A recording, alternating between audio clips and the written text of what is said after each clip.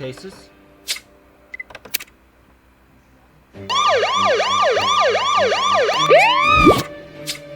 Pain in the neck. Matthew, I'm happy to see you again. My leave is over, so I'm back to catch up with what's been happening.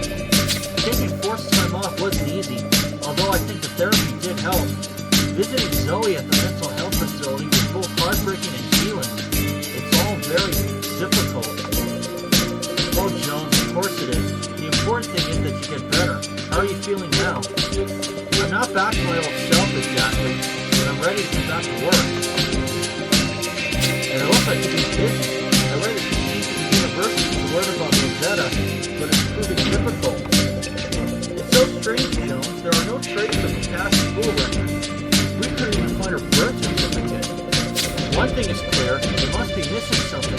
There must be more that we can learn, so we better get back to the campus. Today's university's open day, so the place will be crowded, but we need to keep digging. Right. Okay, Matthew, I'll come with you to the university.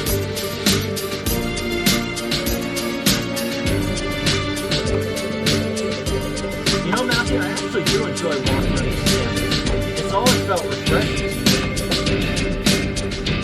Getting to the bottom of... Matthew, what's that scream? It's coming from the cafeteria. Let's go, quickly.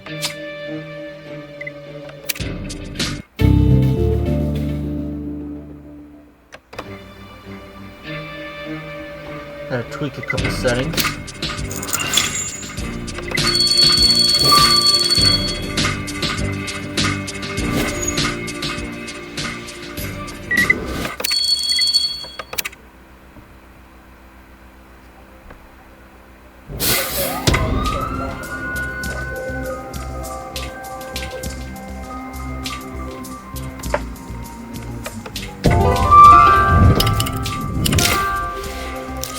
There's the corpse.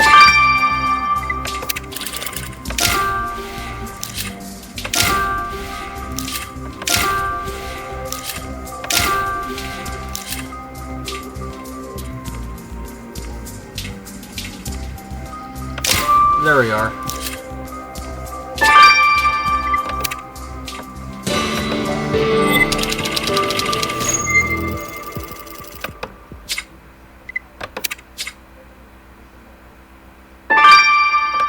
Oh, and I still got the first star anyway.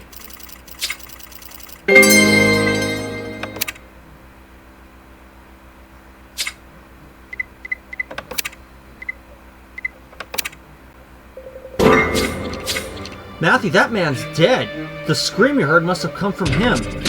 There's no one here now, but clearly this was murder. Look at that man's neck. Oh my god, is that Professor Narcissus? You knew him, miss? Dorothy Kicks. Yeah, I did know him. He was my economics professor. I can't believe he's dead. Miss Kicks, please stay close. We'll need to talk to you.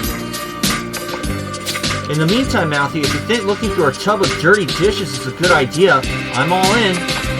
I know we were meant to look into Rosetta's past, but that'll have to wait. We have a murder to solve.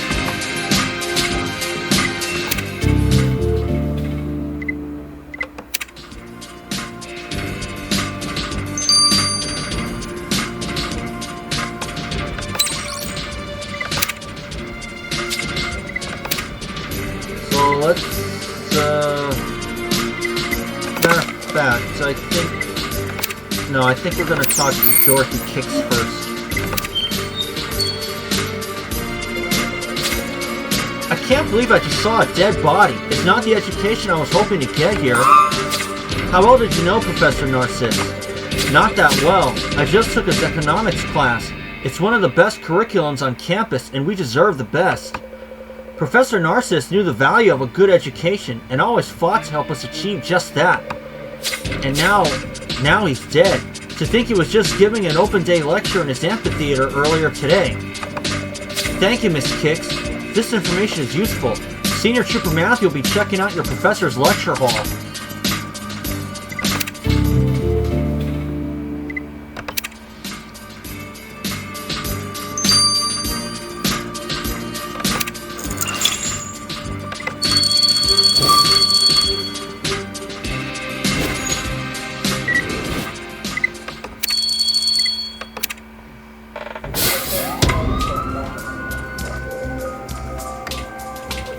Now.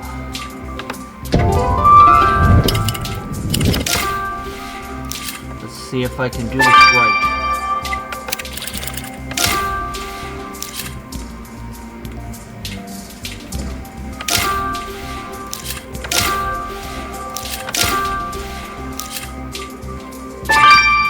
Lost and found box.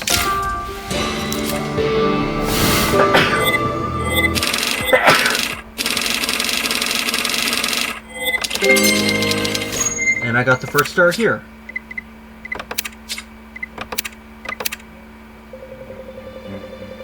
Wow, this amphitheater looks pretty festive. I guess the university's really trying to appeal to future students. Anyway, this lost and found box I picked up is locked, but I'm sure you'll open it in no time. And what are those broken pieces of plastic? Let's put them back together. And we will.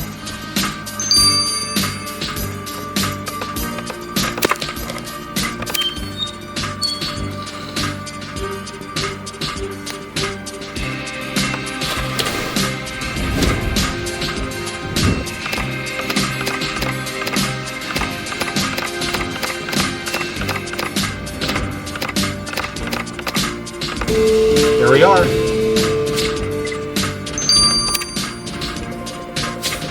That's one stained cloth we found among those dirty dishes, Matthew, and I don't think it's ketchup. Let's send it to the lab immediately.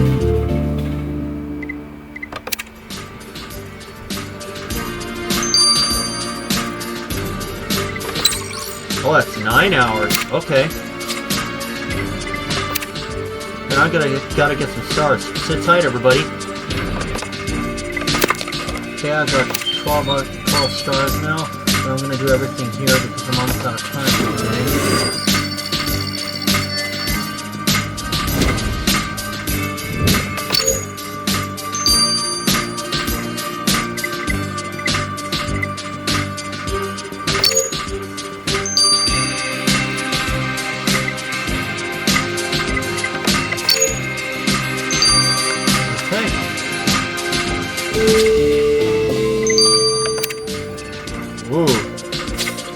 Matthew, the beanie from the Lost and Found box looks vaguely familiar. The label inside says J. Ramis. You're right. It must be Julian Ramis, the high school student. The last time we saw him, his dad had been murdered by a serial killer. He must be here for the open day. Matthew, let's go find Julian.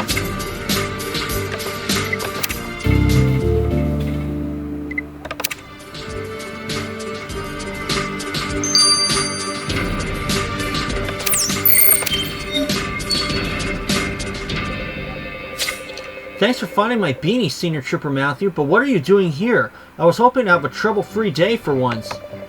Julian, you attended Professor Narcissus' open day lecture, right? He was just found murdered in the cafeteria. Yeah, sucks for him. You don't seem particularly upset. Well, I didn't know the guy. I just attended his boring lecture because it got me a free meal ticket for the cafeteria. But I guess that's canceled now because of the murder. Bad luck just seems to follow me around.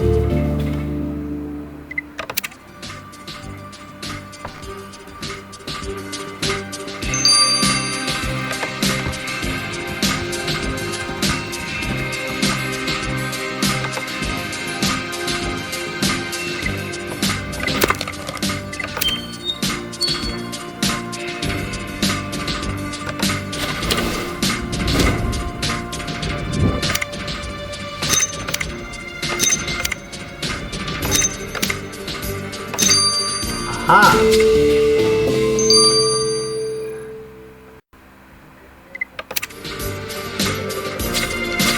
Those pieces of plastic look like a mouse pad, and it has a photo of the victim and a woman printed on it. At one point, I wanted to get one of me and Zoe. To think of it now, I could never have imagined being in this situation. Sorry, Matthew, I'll focus. Let's search the database for this mystery woman.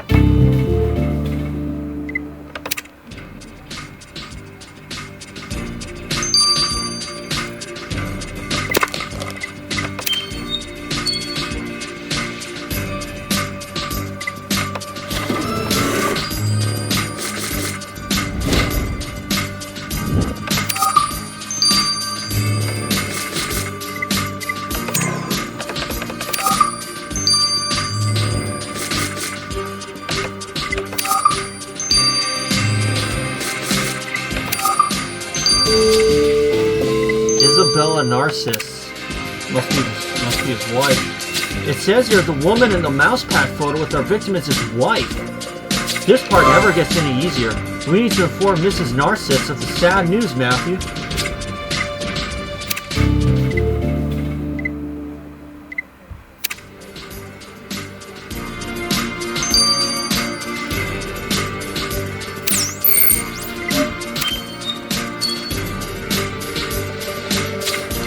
Mrs. Narciss, Grimsboro PD, I'm afraid we have some bad news about your husband. We're sorry to say that he was found murdered on campus today. My Renee? How can that be? Who did this? We're still investigating the matter, but Senior Trooper Matthew will find your husband's killer. My poor Renee. He was such a smart man, and so close to retirement. We had it all planned, you know. We even picked a house by the sea where we'd spend the rest of our days. What will become of me now that he's gone? We're very sorry for your loss, Mrs. Narciss. Please don't hesitate to call if you can think of anyone who would wish to harm your husband.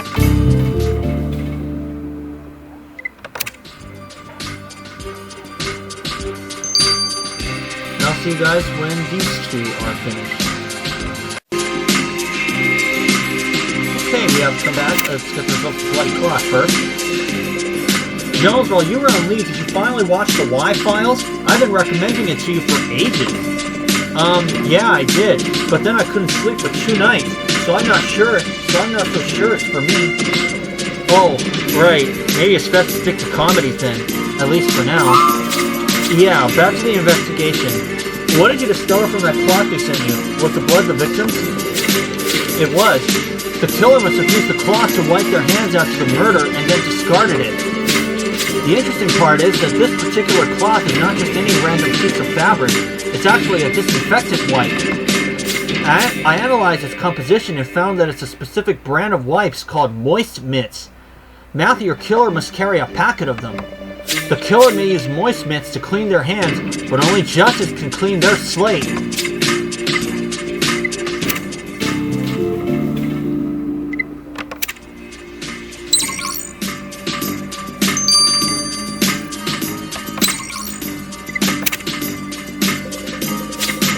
Matthew, this victim of yours reminds me of a teacher I had while studying marine biology, though that one was eaten by a shark, and yours obviously wasn't. So how did our victim die exactly? The depth and markings of the wounds on his neck leave no room for doubt, Matthew. Leave no room for doubt. Matthew, the killer used a fork to stab the victim multiple times.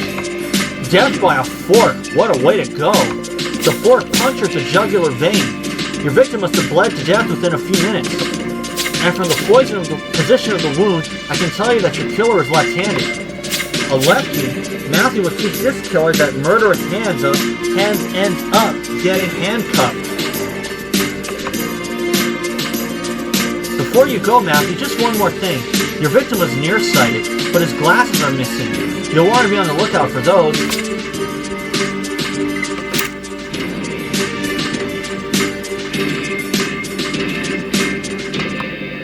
Well, Matthew, my first day back from leave happened to be the day we investigated an unusual murder. On the university's open day, economics professor Renee Narciss was stabbed in the cafeteria with a fork. Julian's here for the open day. Last time we saw him, he'd lost a lot. He doesn't seem to be quite out of the deep end just yet. But who could blame him? Having your father murdered by a serial killer and then losing your counselor would make anyone troubled. Meanwhile, the student who rushed into the crime scene after us seemed genuinely horrified. I doubt she'd had anything to do with the murder. And his poor wife had been planning their retirement by the sea. I agree, Matthew, we're lacking believable suspects. But where can we find them? Matthew, I think I can help. I know your victim's favorite secret spot.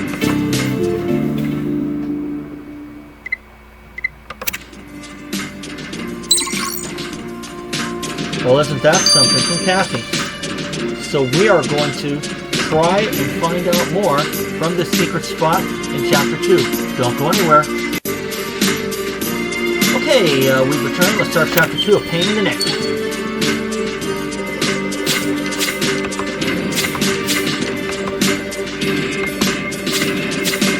Turns out your dead professor maintained a buzzer account where he posted from a place he called his secret hideout. It sounded very mysterious, but I've identified the place. Turns out it's the Northern Scenic Viewpoint, and it seems Professor Narcissus went there daily. If the victim went there often, there's a good chance to find important clues. Let's get to the viewpoint, Mouthy.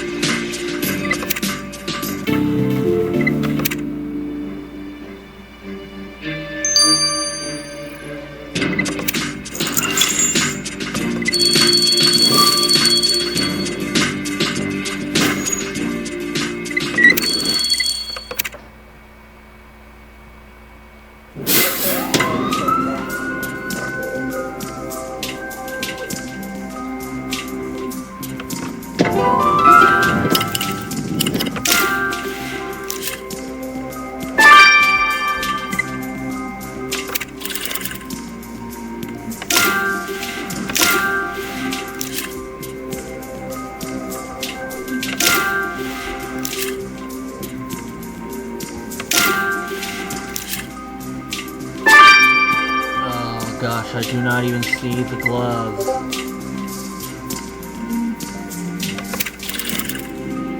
There we are.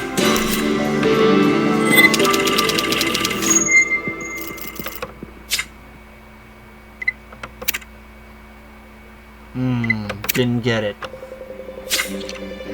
Matthew, I used to come up here with Zoe before the earthquake, and now everything's changed. The view, my life, Zoe. I'm sorry, I need to focus. You're right, this is Professor Narcissus' briefcase. It has his name on it. And it's open. Maybe we'll find a new lead searching through it. And that torn paper you found could be a clue. Let's piece it back together.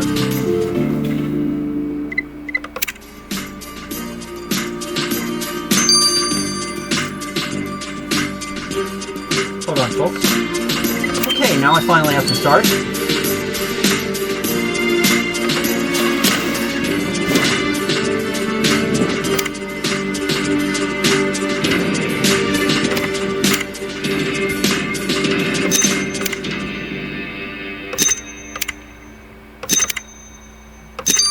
What have I done? Fork in the neck. This page you put back together as a message, Mouthy. It says, what have I done? Fork in the neck. Fork in the neck? That's how our victim was killed. This is obviously not a coincidence. The message was written by the killer. But the message sounds sort of weird, right? Let's get it to Gabriel. I tell you, Jones looks like he hasn't slept in ages.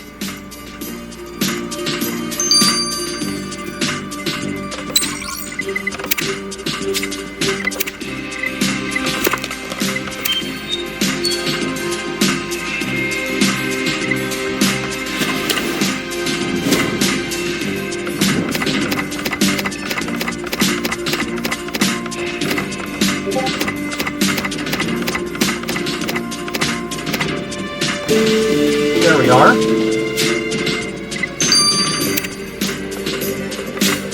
There was a mug inside the victim's briefcase, and there's something written on it, Matthew.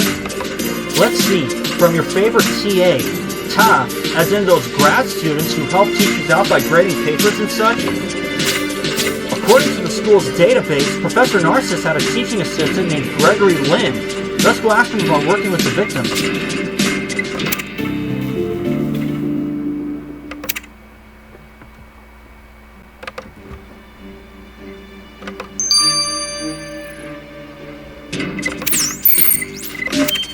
Well, let's see what he has to say. The police? Are you here for tighter security? Hang on, let me just grab a moist mitt before shaking your hand. Security is definitely an issue today, Mr. Lin. Senior Trooper Matthew found Professor Narcissus murdered in the cafeteria. What? Prof. Sis? But how? Why? And who will teach economics now? I don't want to be anyone else's TA. He was the best, man. It looks like you really enjoyed working with him. Of course, he'd always encourage me, made me improve my handwriting, saying that being left-handed didn't give me the right to be sloppy. He was my inspiration. It's a bummer he's dead, man. This place won't be the same without him.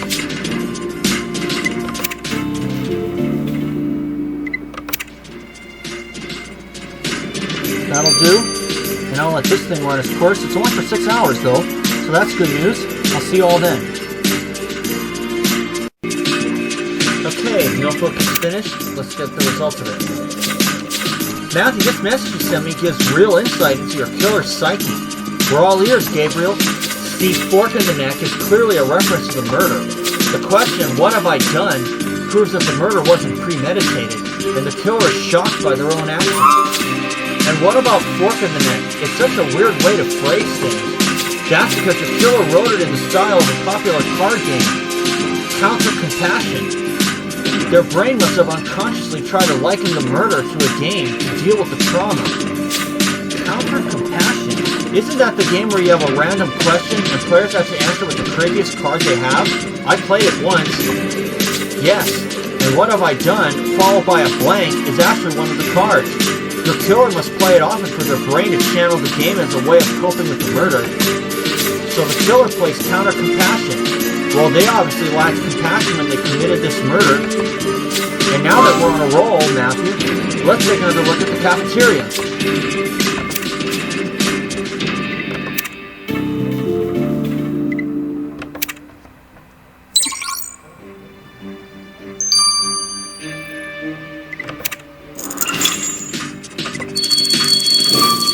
That's the scene of the crime.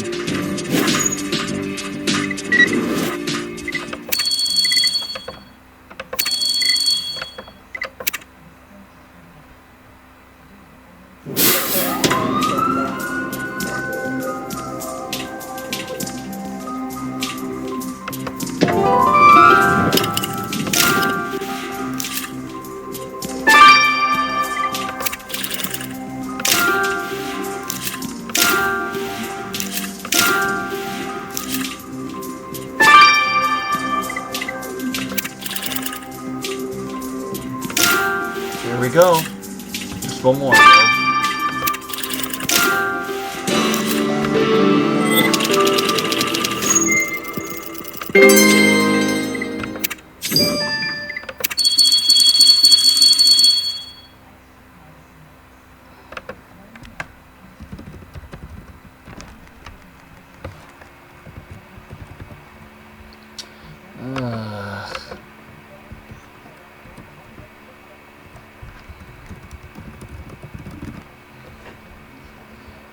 There we go.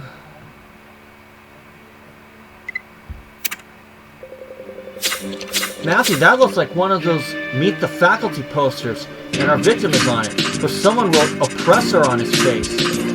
You're right, we should get a sample of that orange powder. Maybe it'll tell us who was so angry with Professor Narcisse. And that must be his phone. Let's unlock it. Meanwhile, this is an economics book published by the University Press. Could it be something the victim wrote? Let's test the faded first page of the book to find out.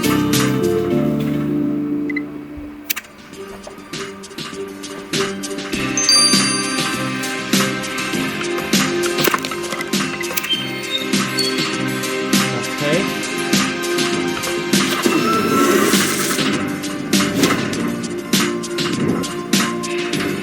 Four, four, four, three, three. 3, 3, 4, 4, 6.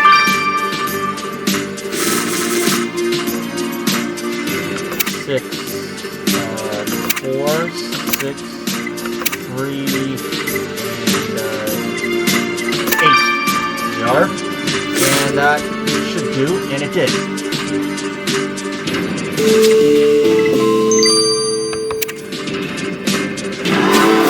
Great job on unlocking the victim's phone, Matthew. Let's send it to the lab.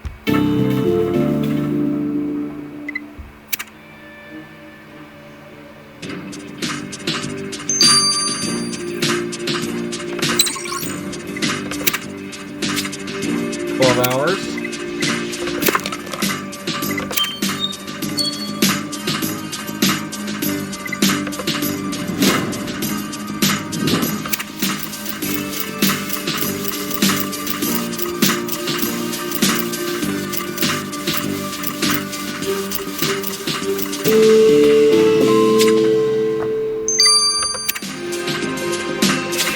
The inside of the economics book says about the authors and has blurbs about Dr. René Narcisse and a certain Dr. Kevin Charles, professor of philosophy.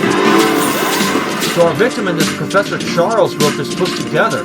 Then they must have known each other well. Let's go talk to the co-author.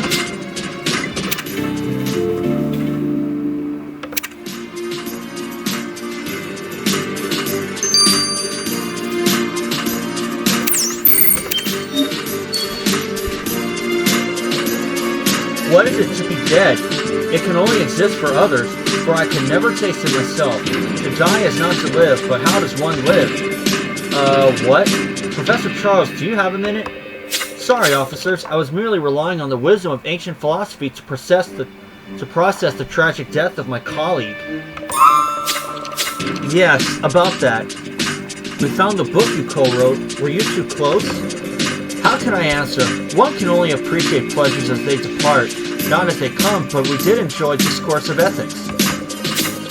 Co-writing the book was the greatest intellectual experience of my life, even if Renee had a bit of trouble reading my handwriting since I'm left-handed. He and his wife also invited me to play that thought-provoking game, Counter Compassion. You know, it's as Socrates said. I'm afraid we can't stay to hear what Socrates said, but if you remember anything important about Professor Narcisse, let us know. Yes, of course. We must all live for the possibility of running out of possibilities. O tempora o mores.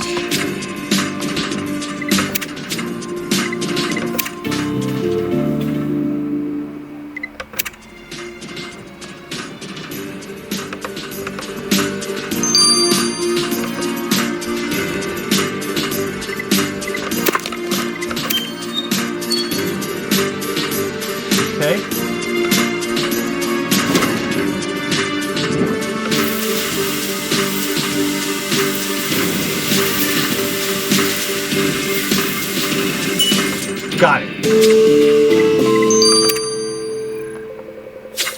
Now that we have a sample of that powder from the victim's defaced poster, Matthew, we can put it under the microscope.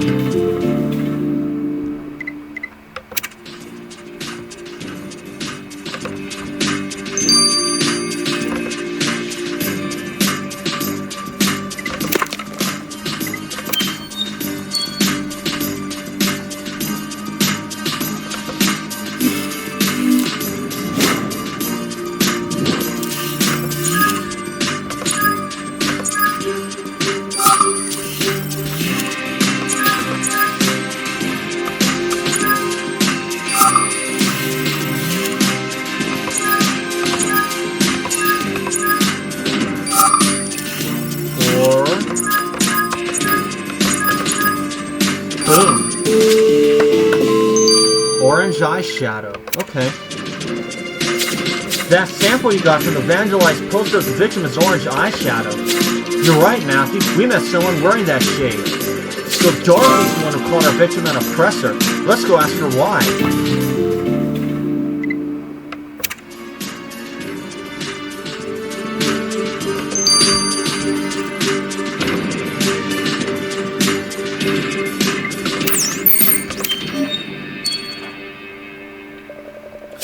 Miss Kicks, we know you vandalized this poster of Professor Narcisse. You told us he was the best. Why would you call him an oppressor? I used to think he was the best, but now I know how wrong I was about him. See, I shaved my head a few weeks ago. People kept telling me it looked super cool, but not Narcisse. He actually started a petition to set up a dress code. He was going to forbid girls from shaving their heads and make me wear a wig. He said a shaved head was too distracting. Reminds me of the time he thought my moist mint wipes were too smelly and accused me of attacking his nostrils. I couldn't stand by and watch our freedom be stripped away. I had to let the student body know who he really was. Let's hope he didn't decide to get rid of the professor for good, Miss Kicks.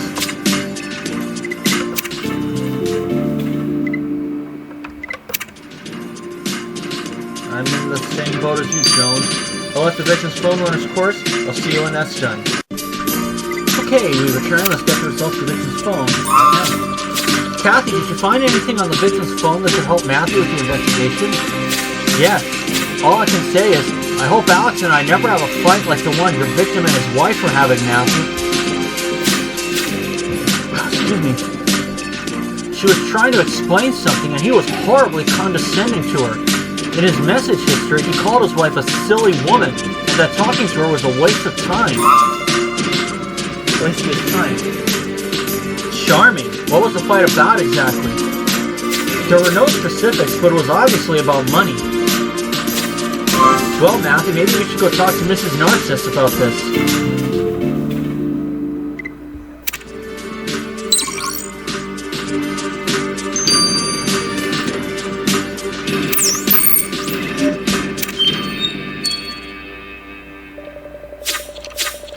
Mrs. Narcissus, we know about the fight you had with your husband before he died. The one about finances. He seemed very harsh towards you. Oh, you found out about that. Look, Senior Trooper Matthew, I told you the truth earlier. Our marriage was perfectly fine, except when it came to money. Rene was convinced that since he was the economics professor, he knew best how to spend our salaries. He argued that he was the only one fit to run the family finances. Last week I spent $100 on groceries and he was furious. Said that it was too much and that I didn't know how to handle cash. You should have seen his face when he discovered I had bought moist mitt wipes. He said we shouldn't be wasting money on brand names. I earned more than he did, but he still insisted that he knew best. Said that his brain was more developed when it came to finances because he was right-handed while I'm left-handed. That sounds frustrating, Mrs. Narcissus, but hopefully it didn't lead you to murder your husband.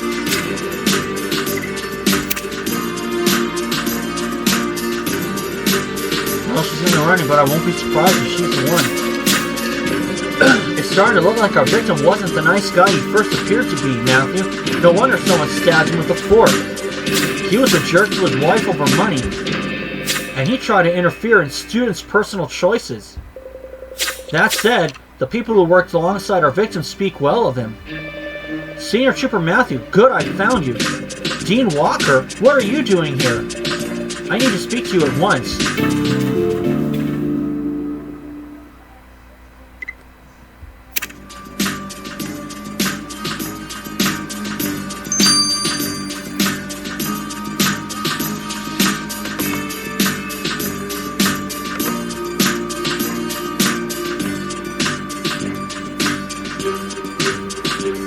I'll see you guys for Chapter 3. And we're back, ready to start Chapter 3 of Pain in the Neck.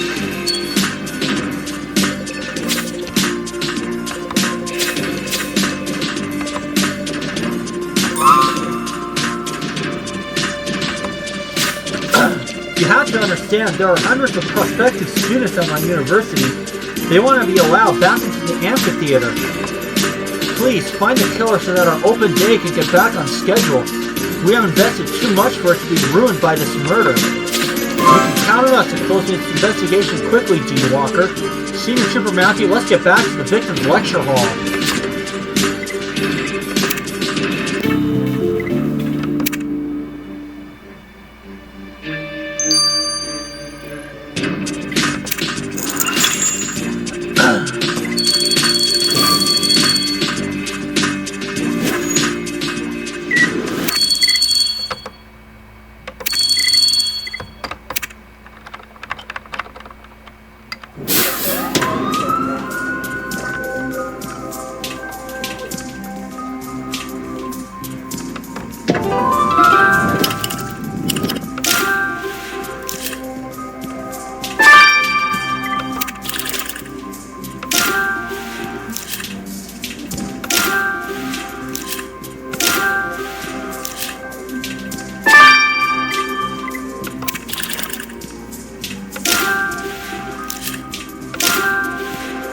Ah,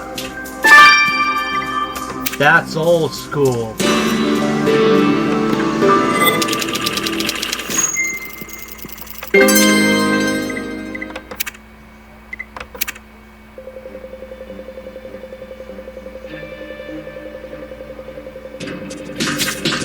This projector reminds me of my studies back in the day. Mind you, this one looks much more modern. You think unlocking Professor Narcissus' projector could give us important information? Let's do it.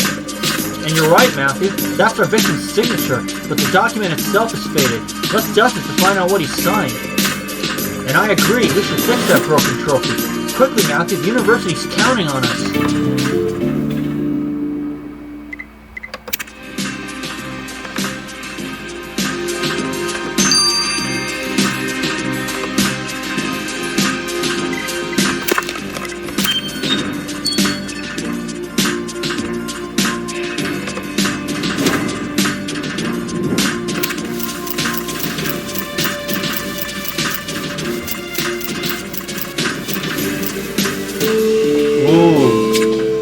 A letter of dismissal.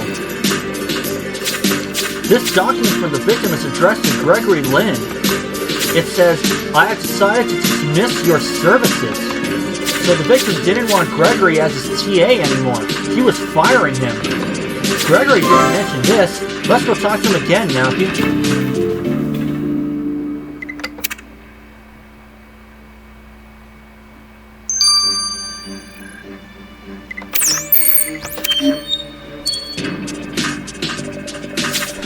Mr. Lin, we have proof Professor Narcissus was going to fire you. Somehow you failed to mention that detail to us before. How did you find out? It hasn't even been registered in the school system yet. Yeah, it's true. Prof. Sis didn't want me as his TA anymore. Said I was too chummy with the students. He said A for effort was an expression he used sarcastically, and that I shouldn't literally be giving them all A's. He never realized how valuable I am. And he mocked all my ideas, like he thought playing counter-compassion during class as an icebreaker was stupid. Then he started telling people I was a big doofus. But, now that he's dead, no one needs to know that he was going to fire me. It'll be our little secret, right, Senior Trooper Matthew? I can assure you that getting fired will be the least of your worries if Senior Trooper Matthew finds out you killed the professor.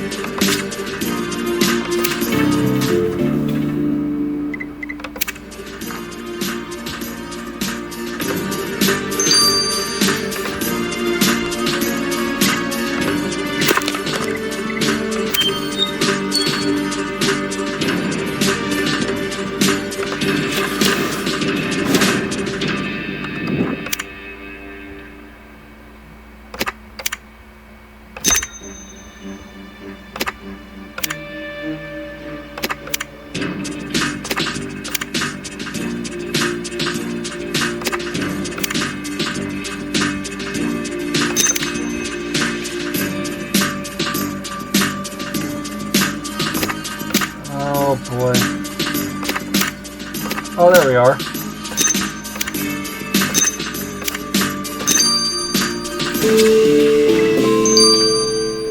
Got it. That trophy you put back together has a $sign on it. What's it for? Ah yes, there's an engraving. Excellence in economics academics. Since you found it in Professor Narcissus' lecture hall, it must be his. We need to find out who broke it. Let's send the trophy to the lab, Matthew, fast.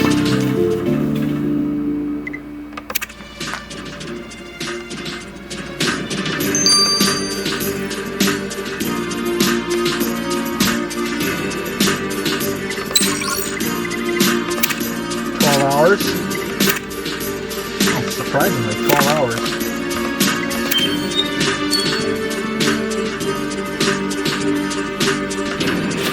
Yeah, it is surprising because there's only one crime scene to go.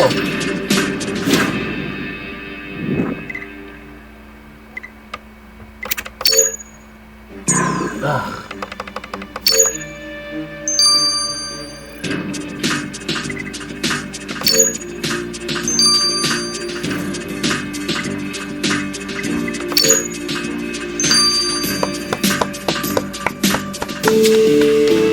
Did it.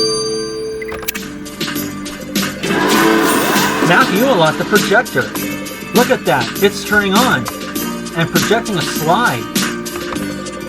Budget cut proposal. Look, economics is in green. But philosophy is in red. Was Narcissus proposing to cut the philosophy department's budget and spend it on his own economics department instead?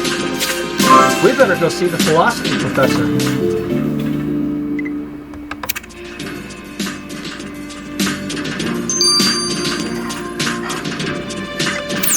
Checking my phone, guys.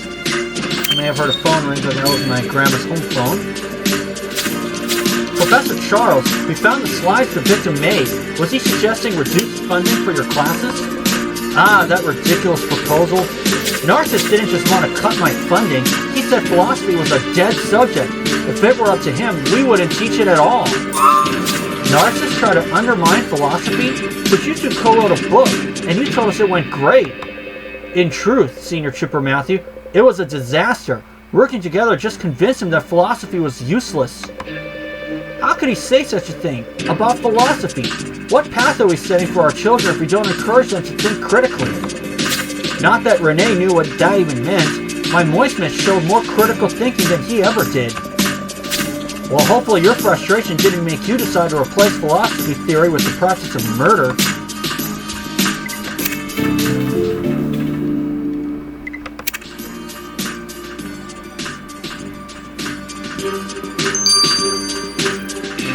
And I'll see you guys when the trophy is done. Well, I got a few minutes left in my day, so I'm going to go ahead and speed this up to some cash. Look, Matthew, Rita went out with Martine, so I'm dog-sitting Hector. I'm pretty sure I put all the toxic and corrosive chemicals out of his reach, but I'd rather keep him in my arms, just to be safe. He's so sweet.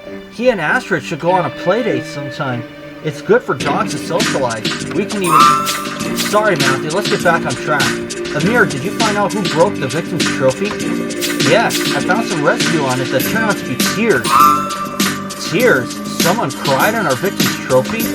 I was able to extract DNA from them, and it turns out they are Julian's. He must have wiped his tears before smashing the trophy. So Julian broke the trophy. Why was he crying? Matthew, let's go ask him.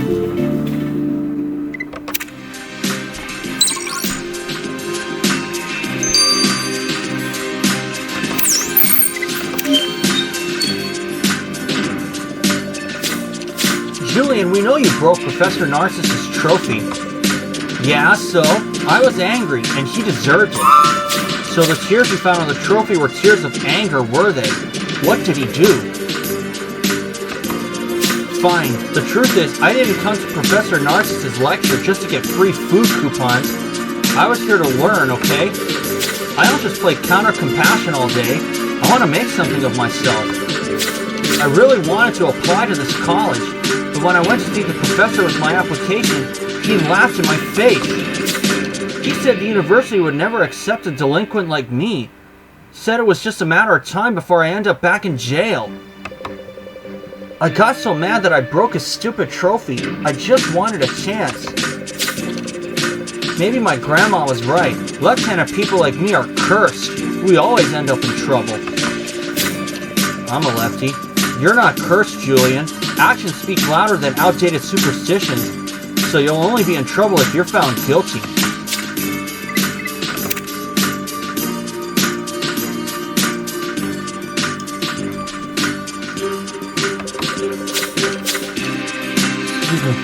Matthew, our list of suspects for the professor's murder is getting quite long. Narcissus T.A. Gregory had a lot to gain from the professor's death. With him gone, he's no longer fired from his TA position. Professor Charles and the victim seem to have had a feud about the usefulness of philosophy. And then there's Julian. I really hope he didn't let the professor's harsh words lead him to do anything foolish. I agree, Matthew. We should go back to the scenic viewpoint. We know that both the killer and the victim were there, so we're sure to find more clues.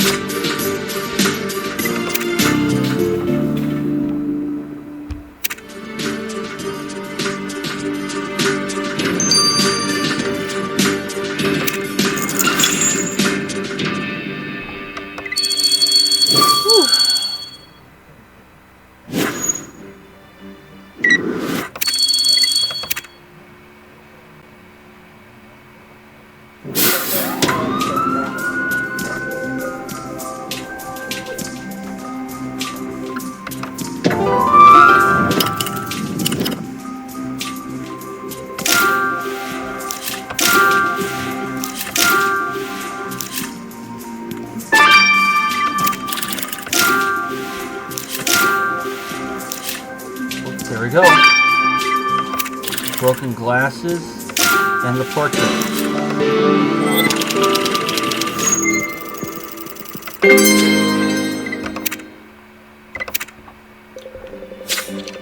Matthew, those glasses look like they've been through a lot. There's blood on them. You're right. Martine said our victim wore glasses like these. But if they're his, that means the killer must have dropped them here. Let's hope a sample of those blood-stained fibers stuck on them will shed light on the truth. And I know better than to question you when you say you want to look through a pile of leaves. We're close to catching our killer, Matthew.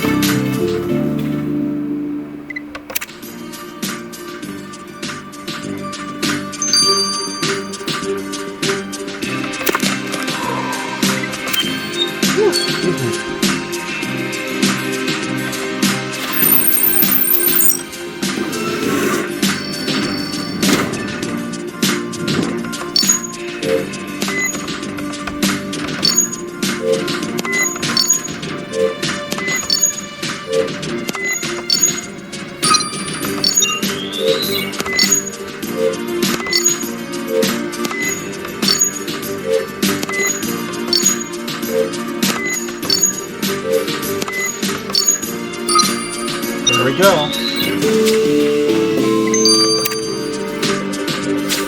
Let's send the fibers from these glasses to the lab, Matthew.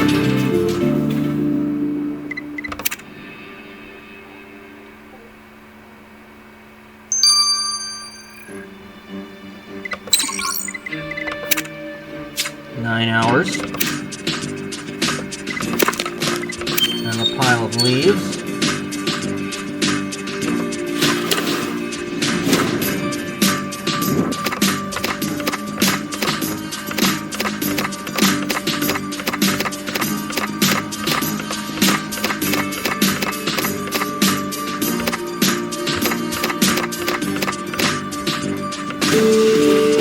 Bloody fork. Ugh, Matthew, the fork you found in those leaves is dripping with blood. Our victim was killed with the fork in the neck. This must be it. Let's send it to Martine to be sure.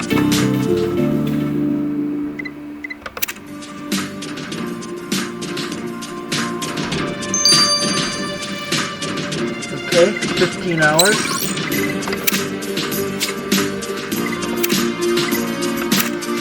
And let's take a look at them just to be sure before we go. So it looks like Dorothy Kicks is in the clear.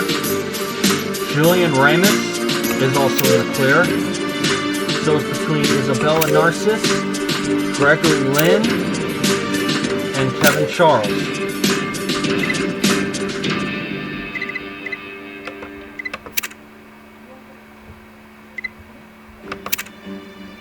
So it is between these three. Who is it gonna be? We'll find out after this. Okay, we've returned. Bit of a headache going on, but now it's time for the next. The fibers you sent me from those glasses proved to be quite the challenge, Matthew, but I ended up with valuable information. So first things first, I can confirm that the blood on the fibers is your victim. So we were right. These are the victim's glasses that the killer dropped at the observation point. What else did you find out? Well, I figured out that the fibers are actually wool. According to the treatment in them and the way the fabric curls on the edges, I can tell you they were part of a stockinette stitch. Your victim didn't have any, so your killer is the one who wears this crisscross pattern. Our killer might be wearing a stockinette stitch today, but they'll be wearing orange gear soon enough.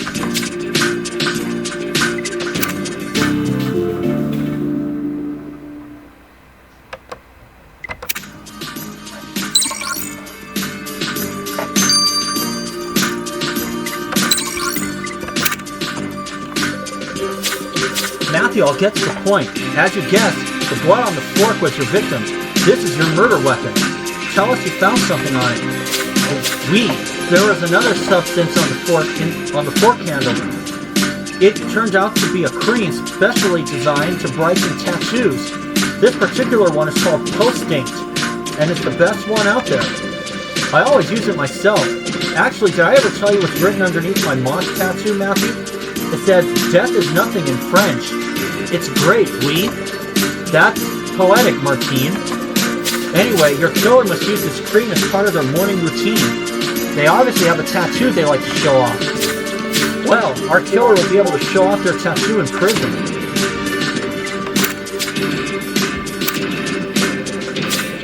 Well, Matthew, looks like our economics professor's killer has supplied enough evidence for us to bring them to justice. Let's go demand an explanation.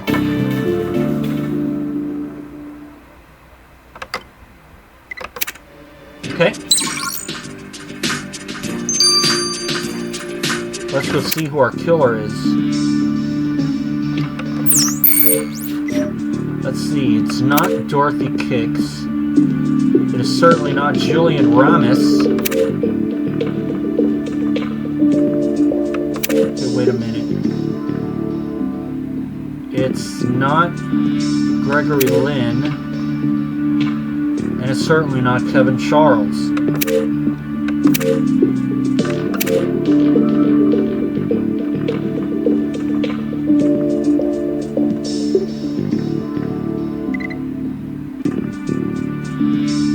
Let me see. Yeah, it's definitely not Gregory Lynn because he doesn't have a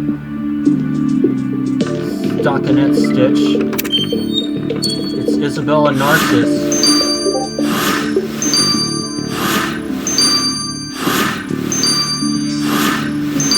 Yep.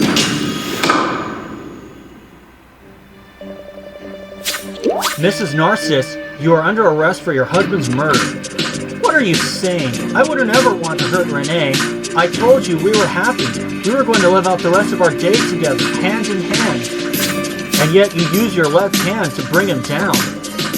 That's horrible, Senior Trooper Matthew. What must you think of me to imagine I would do such a thing? Maybe you didn't think you would, since you wrote a message full of regret, in the style of your favorite game, Counter Compassion. Your subconscious led us right to you. Senior Trooper Matthew, you're the one who seems to be playing a wicked game with me. I take life more seriously. You also take your body art seriously. We found your tattoo cream on the murder weapon. Confess, Mrs. Narciss, we know it was you. Fine, Senior Trooper Matthew, I did kill him, but I swear I didn't mean to. You already know how my husband and I had disagreements about family finances. He wanted to be in charge and always pestered me about my spending. But this morning I checked our savings account and I saw that he had lost all our money. What? How did he do that? He thought he was so smart, he played the stock market and invested in all the wrong things. All his big talk about saving money, all those efforts made preparing for our retirement, it was all for nothing. Everything I had worked for was gone. I came to the campus to confront him, but he refused to apologize. He started getting upset and said I could try being more understanding. Me? More understanding? I dealt with the man for 35 years and he thinks I could be more understanding. I just couldn't take it anymore. I grabbed the first thing I could get my hands on and stabbed him. I hardly knew what I was doing. Next thing I know, I'm at the viewpoint with his glasses when I realized I killed him. And now it's time for you to face the consequences of your actions, Mrs. Narciss. You are under arrest.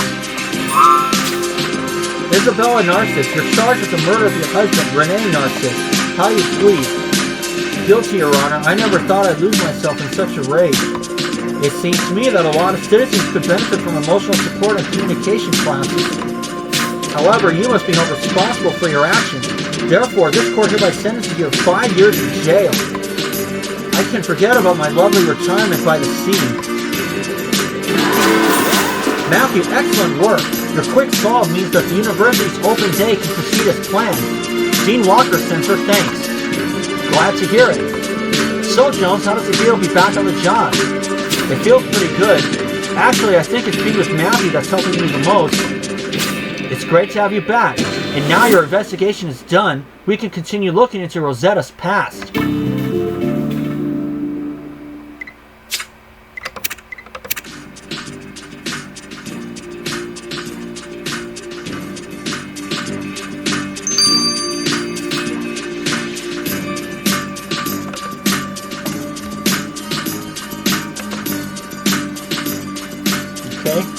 Go to Original Sin 2-6 next time.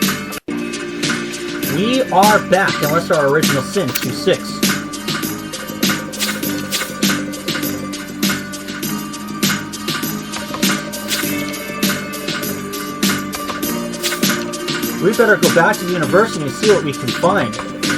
Actually, Matthew, if you're returning to the university, can I talk to you first? I'll wait for you in my office. Okay, Matthew, before we head off, let's go see Gabriel.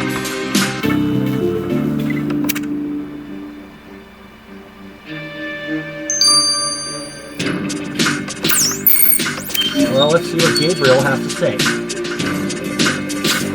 Matthew, I am concerned about one of your suspects in the investigation you've wrapped up, Julian Ramis. From what you said, he's trying to better himself by applying to university, but the professor made him believe he'd always been a delinquent. What kind of educator says that? Yes, I agree. He had his application ready, but the professor made him lose all hope. So now he's given up trying. That's the thing, Matthew. If he has given up, it's only out of despair. We must help him get into college. He deserves this chance. Do you mind if I come with you and look for his application? Sure, Gabriel. We'd be happy to have you come with us to the amphitheater.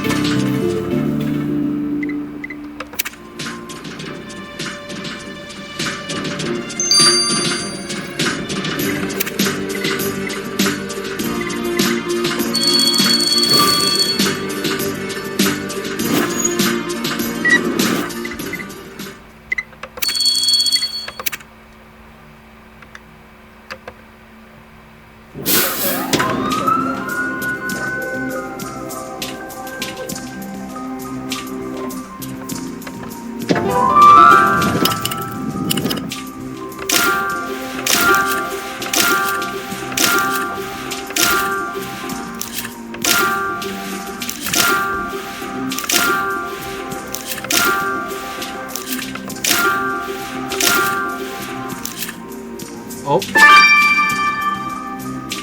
Stained desk.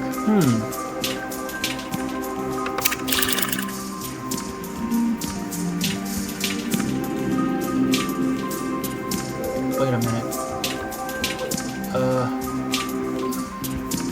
Oh, there we go.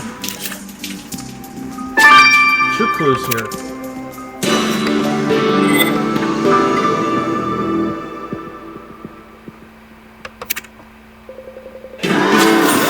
Matthew, do you think those torn pieces of paper could be Julian's application? We better take them back together.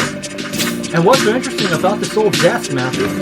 Oh my goodness, you're right. There appears to be some sort of Dreamlife logo doodles on this desk. I used to doodle into desks when I was in college too, but never Dreamlife logos. This must be Rosetta's old desk.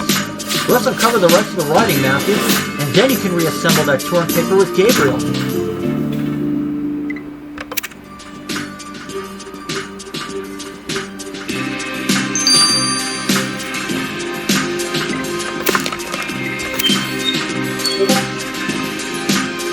Okay.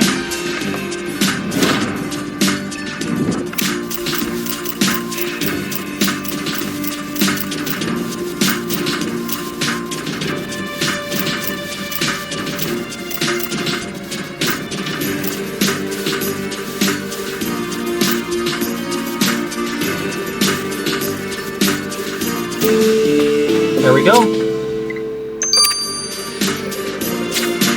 Look, Matthew, there are even more Dreamlife doodles. And it's written Ad Astra. What does that mean? You're right, there's also some sort of number combination, D2231. What does this have to do with Rosetta and Dreamlife? Matthew, we better send this information to Kathy.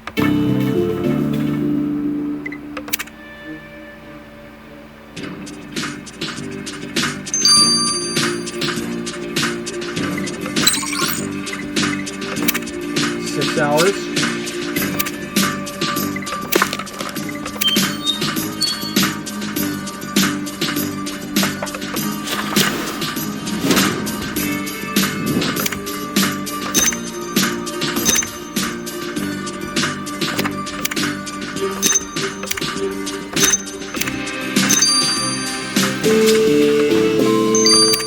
Got it. That torn paper is Julian's application. I'm not surprised he tore it up. He must have been very upset after that professor told him he'd never amount to anything. Oh, you're right, Matthew. It looks like there might be a couple of documents missing to complete Julian's application. We best put Ramirez on the case. He'll be able to find everything we need.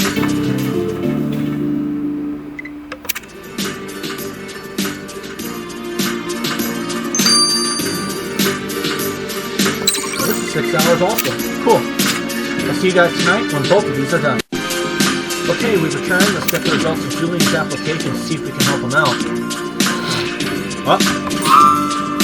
Ramirez? How do you like my costume, Matthew? It came in real handy for my recent investigation in a forest. That's creative of you. What about Julian's application? Have you had a chance to find the necessary paperwork? I got all the documents, Matthew. His birth certificate, his academic transcript. I even found a reference letter from one of his teachers. And let me tell you, those don't grow on trees. Julian's application is officially complete. Great. Thank you, Ramirez. Let's take Julian's file straight to Dean Walker, Matthew.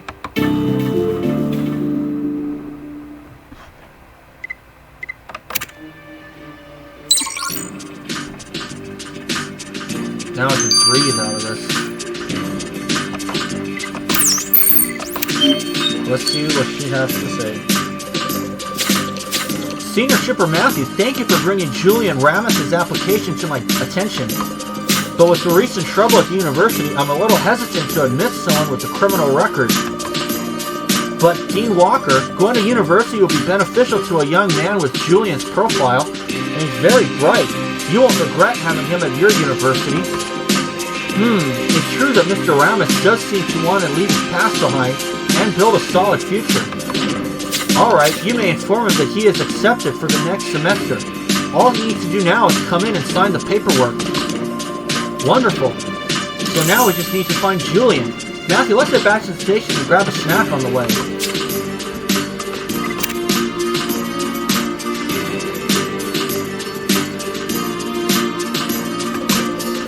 I'm glad the Dean accepted Julian, Matthew, but where do you think we can find him? Once again, technology comes through. Matthew, I was able to locate Julian's phone. Our tough guy's at the scenic viewpoint. Thanks, Kathy. I can't wait to see Julian's face when we tell him the good news, Matthew. Well, we won't have to go to the crime scene. Okay. At least spend 5 energy, that is. Julian, we have good news. Good news? In my life? That'd be a first. You've been accepted to university. You start next semester. What? But I tore up my application. Well, Senior Trooper Matthew fixed it.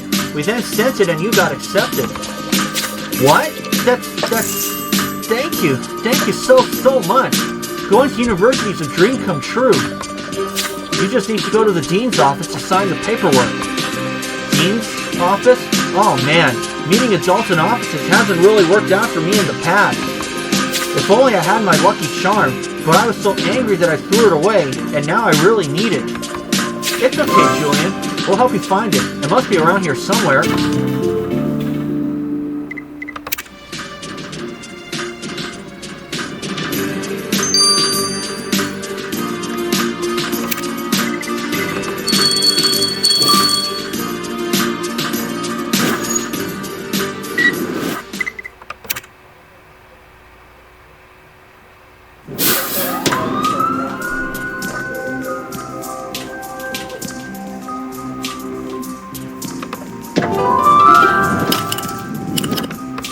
Oh, I lose it already because I know where it is. Ugh.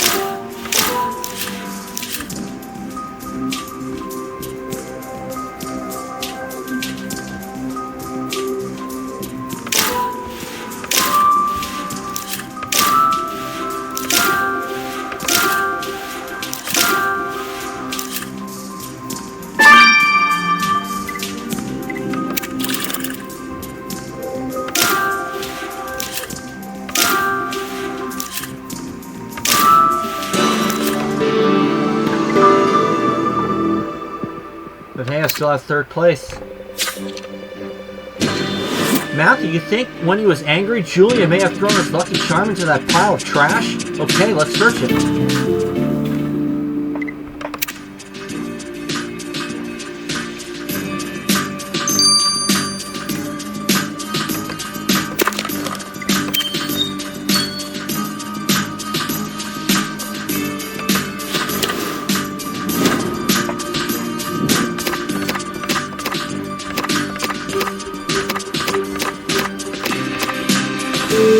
There it is.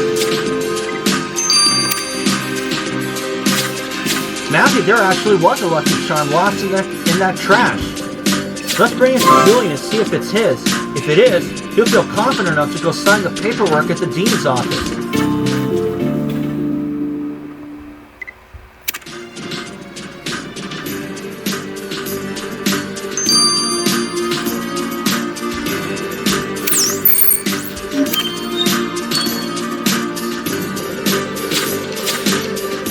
Thank you for finding my Lucky Charm, Senior Trooper Matthew. My dad gave it to me when I got out of the juvenile center. I've had it on me ever since he was killed. And thanks again for sending in my application, for giving me a chance. Not many people have. It's our pleasure. You know, Julian, people will often judge you on your past, but it doesn't have to define you. You can still build yourself a better future. I needed to hear that, Senior Trooper Matthew. I'm on to the Dean's office now. Please, take this as a thank you.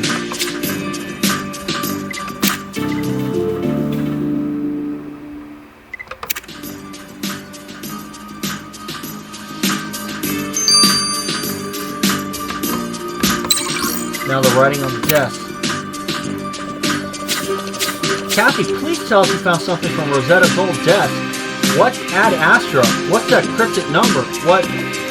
Gloria, slow down. First of all, Ad Astra is Latin and means to the stars. It's often used to express ambition. Ambition? In relation to Rosetta? Can't say I'm surprised.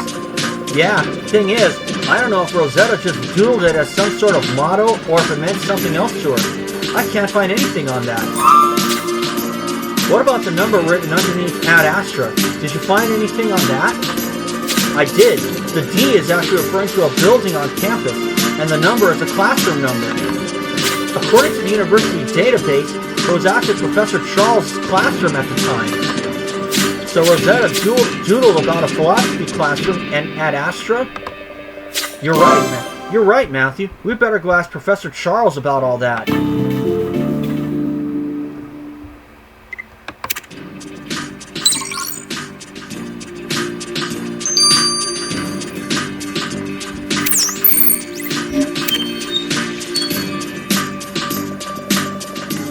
Professor, we have important questions to ask you. Ah, Senior Trooper Matthew, you have come to the right place. For what is philosophy but the possibility of asking important questions? Right. It's about Rosetta Pierre. Rosetta? I don't... Look, Professor, we know Rosetta would go to your old philosophy classroom. We found her notes mentioning Ad Astra. You found out about the Ad Astra group? Oh, so Ad Astra was a group Rosetta was in. What kind of group was it? They were just a study group. They met in my classroom sometimes. I'd totally forgotten about it. That's how unimportant they were. I don't remember anything else, Senior Trooper Matthew. Oh, would you look at that? I must be going. I have a lecture to give. Wow, something's definitely up. Did you see how quickly he ran away from us? We must reconvene with the others. I'll fork over money for a cab.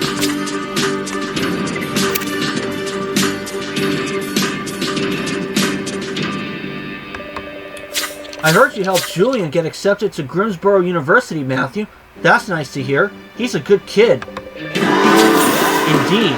And meanwhile, we finally got a breakthrough into Rosetta's past. Yes, apparently she was part of a group called Ad Astra. They'd meet in the philosophy professor's classroom. The philosophy professor claimed it was a harmless study group, but given how nervous he was, this can't be true. And we have no idea what it may have really been about. No, the name might refer to ambitions in general, but with Rosetta, that's nothing new. Well, then we know what we're doing next. Matthew, you must find out all there is to know about this Ad Astra.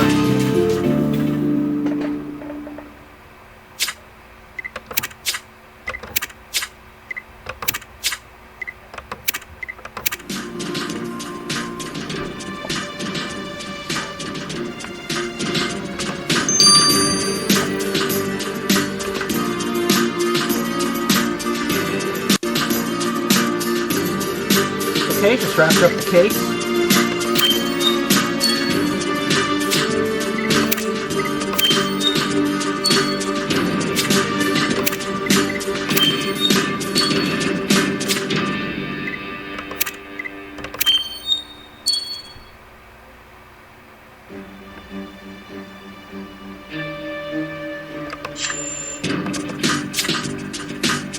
October 11th, that's another Thursday.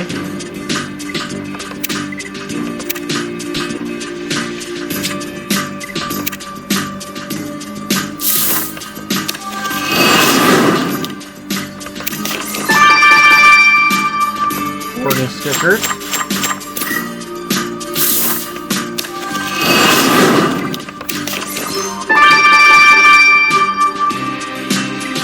And 3 new ones.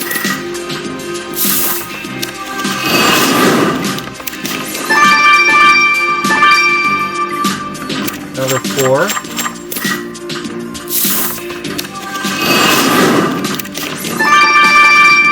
Four more. Again.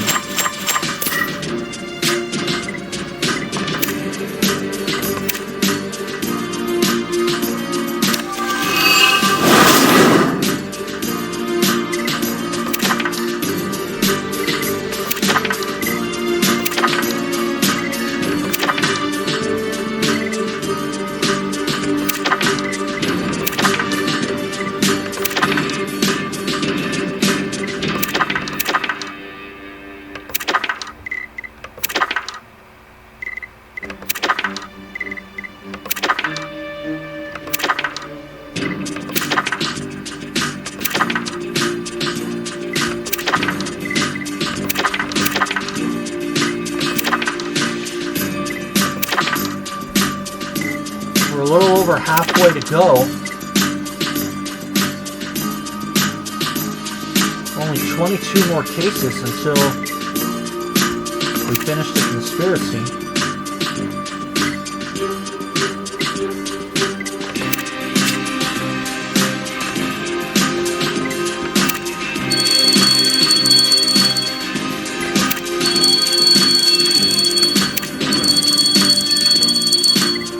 And I'll see you guys on October 11th. See y'all later.